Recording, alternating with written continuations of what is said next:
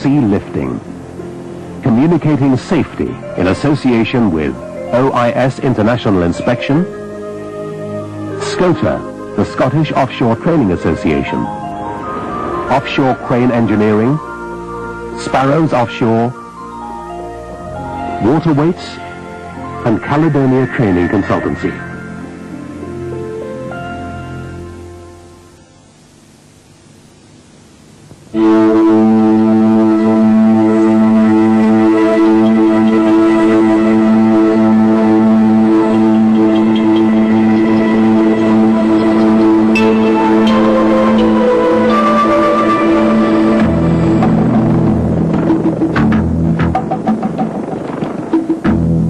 At first glance, an offshore oil or gas platform is a sophisticated, high-tech working environment.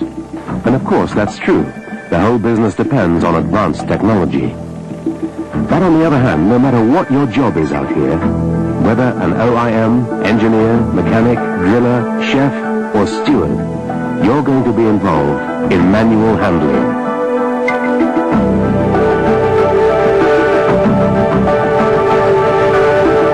This is Andy Mackenzie. It's his first visit offshore. He's excited, looking forward to it, and keen to make a good impression. Perhaps just a bit too keen.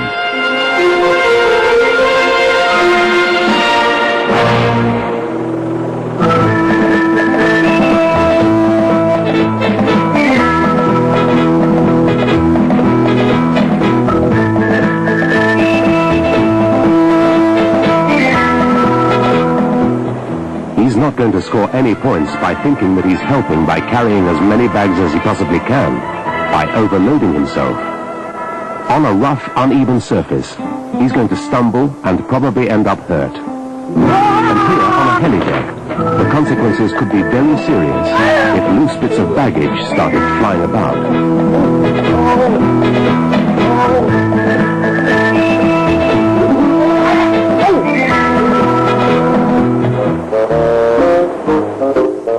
Let's take another look at it, this time with Andy doing it the right way.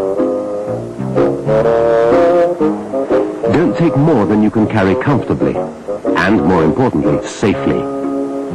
If there's more gear to come, then make 2 trips. Now he's sorted out the helideck situation, and is off to find the heli lounge to check in. This time he's not overloaded. After all, 2 pieces of baggage aren't too much. But without a free hand for the handrail, he's in trouble again.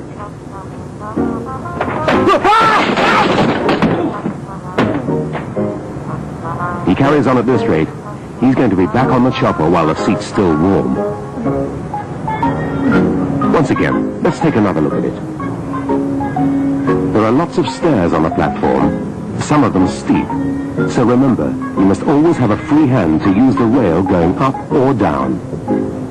So take a load well within your capability, and always leave a free hand for the handrail. More than a third of all injuries in the mechanical engineering and construction industries are caused by manual handling. And of course, apart from the individual pain and suffering, this represents an enormous amount of lost time and money. Thankfully, there aren't many fatal accidents where manual handling is involved, but there are enough serious injuries, broken arms and legs, for example. But of course, the most common types of injury in this kind of work are sprains and strains, especially to the back, perhaps the most vulnerable part of the body. The commonest cause of a strained back is lifting something with the wrong posture. Doing it the way Andy is doing it here, the wrong way, with straight legs and a bent back, is absolutely guaranteed to end in injury sooner or later. In Andy's case, sooner than he expected. There's nothing trivial about a strained back. It's very painful and affects every other movement you make. And it also makes you very bad-tempered. So much is said about how to lift things properly that you might wonder how on earth anybody does it wrong. But they do, time and time again. And yet it's so easy to do it properly. Your legs are just about the most powerful sets of muscles that you have, so make use of them. Keep your back straight, get your feet slightly apart in line with your hips, chin tucked in, elbows close to your body, And away you go, getting your feet into position for balance as you take the load. Getting something to waist height is relatively easy. If it has to go higher, if you have to lift something through a large vertical distance, then don't try to be a hero, get some help.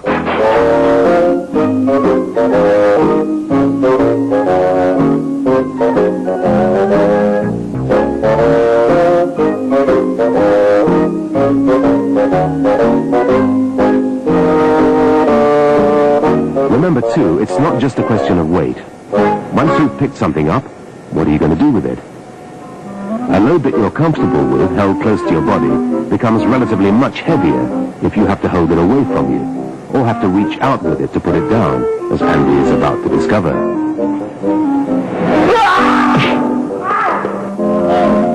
The results can become upsetting, to say the least. And apart from hurting himself, he may well have damaged an important piece of equipment.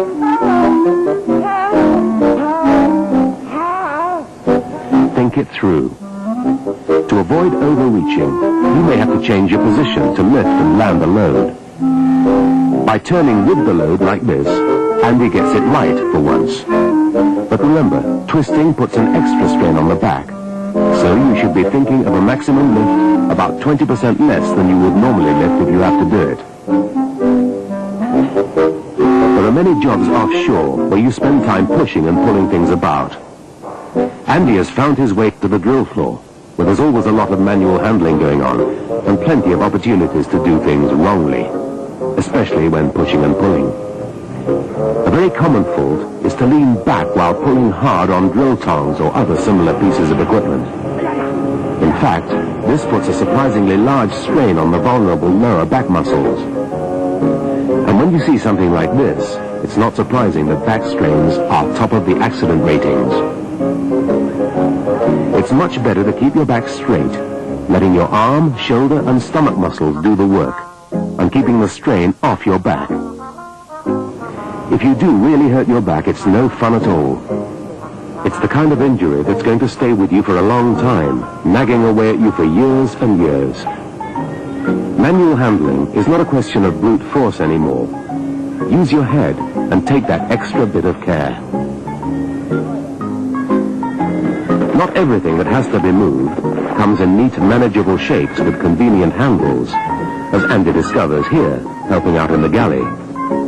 He's having to use a lot of his energy just gripping and keeping hold of this sack, and uses a lot more trying to get it through the door by himself.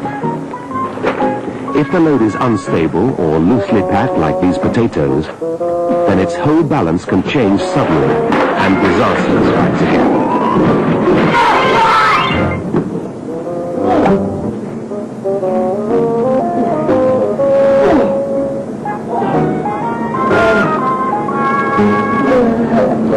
Doing things the right way is so easy. One thing that has changed in the manual handling field is that many more mechanical aids are now available and provided for a wide variety of jobs. Of course, for something like this, sack barrows have been around for a long time. But like any other piece of equipment, they're no use unless they're used. And if a sack barrow isn't handy, then don't struggle with something. Get someone to help. Handling things safely is not always a question of weight. Some loads are classified as intrinsically harmful. They might be containers of hazardous chemicals, for example. In this case, the problem is simply because it's very hot. This might seem an oversimplified, almost trivial example, but it's a fact that every year hundreds of people are regularly scalded, burned, or worse in this kind of environment.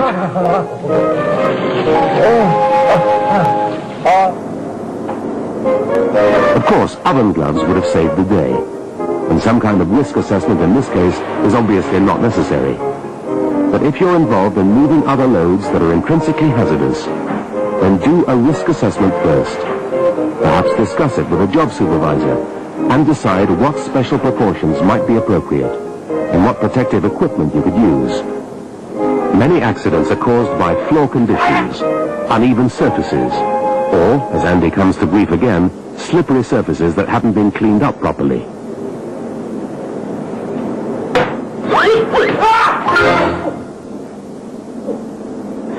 There's no doubt that good housekeeping, keeping a workplace neat and tidy, cleaning up as you go, is a major contribution to safety. An offshore oil platform is exposed to severe environmental conditions, and there are plenty of places in a structure where strong winds can funnel through. The complex layout means that you can be walking along in shelter one moment, and then find yourself suddenly being blown about. Like Andy, you could quickly lose control of a load with a large surface area, scaffolding. This could have been a nasty injury for Andy's unsuspecting workmate. There's no great secret to avoiding a near miss like this. Just a question of being aware and thinking ahead, so that you're not caught off guard. If you can, then carry a load so as to minimize its surface area, by carrying a plank edge on, for example. If it's much bigger, a large sheet, say, then get some help. When it comes to moving light but bulky loads, there's always the temptation to try to carry more than is safe, thinking, like Andy, that you're going to save a bit of time.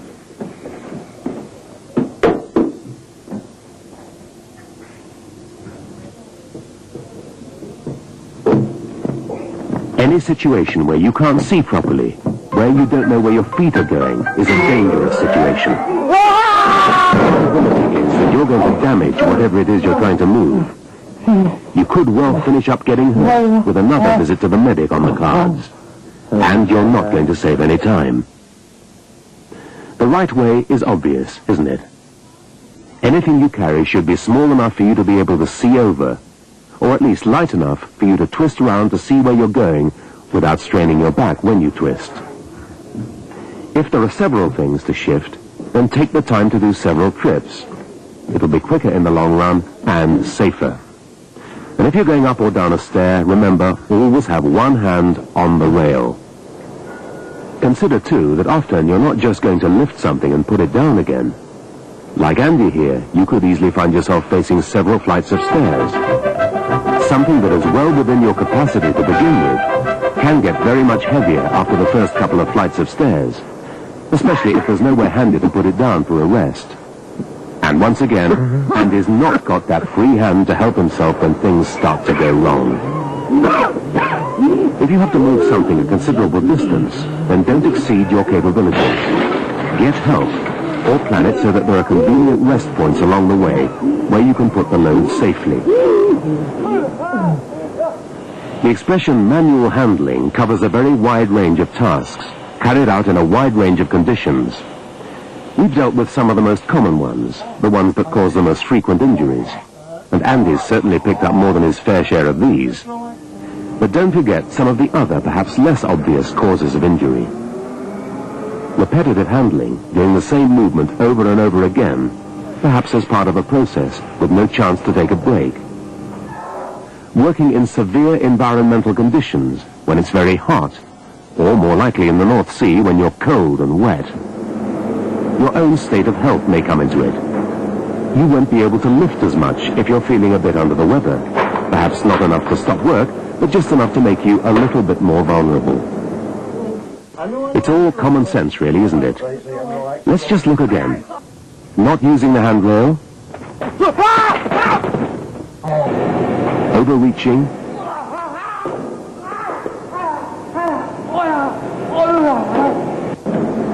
Lifting something intrinsically harmful, in this case too hard.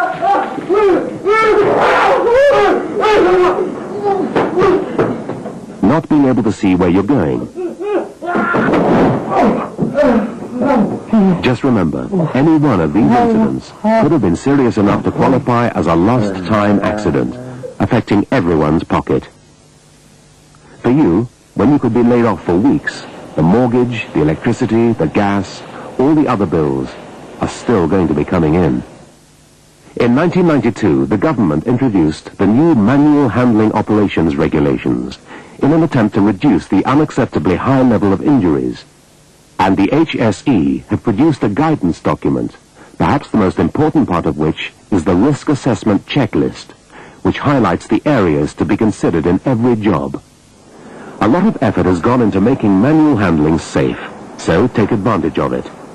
There's training available, information and equipment for you to use, so that you don't become another accident statistic. Andy's first experience of working offshore hasn't turned out quite the way he expected. There's not quite the same confident smile and the sense of anticipation and excitement that he had when he first stepped onto the helideck. He hasn't made too many friends either, so no one's sorry to see him go. Remember, whatever you're doing out here, there'll be manual handling. That means potential injury. Take care.